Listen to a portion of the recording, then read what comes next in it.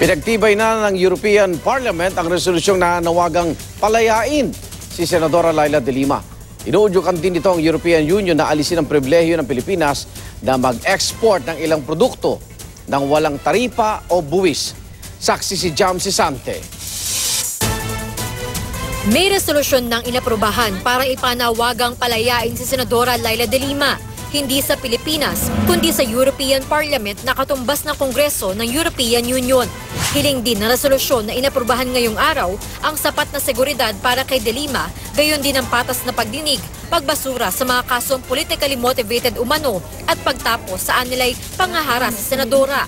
Reaksyon ng palasyo, mali ang intindi ng mga naghain sa sitwasyon ni de Lima. The lady is being charged with crime, not political persuasions. So I think they ought to respect that. Sabi pa ng resolusyon, dapat daw hilingin ng EU na masutukan ng Philippine government ang mga nagbebenta ng droga imbis ang maliliit na consumer nito. At ikondena ng EU ang mga extrajudicial killing kaugnay ng kampanya kontra droga kabilang ng mga vigilante.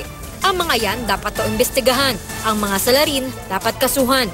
Ginagawa naman daw yan, sabi ng PNP. Sa mahigit 4,000 deaths under investigation, mahigit 1,000 na ang inihaing kaso sa korte. Sabi naman ng Justice Department, walang karapatan ang European Union na questionin ng aksyon ng isang bansa dahil labag ito sa soberanya ng bansa.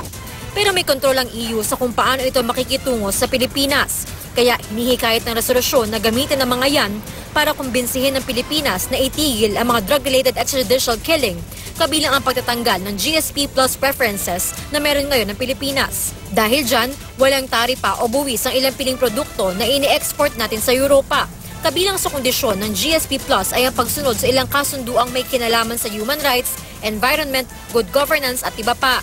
Wala pang reaksyon ng Pangulo na bago nito ay ilang beses nang minura ang EU dahil sa pangingialam umano sa kampanya kontra droga. Ikinatuwa naman ng kampo ni de Lima ang hakbang. Sabay sabing hanggang may mga ganyan ay malamang daw naligtas siya kahit nakakulong.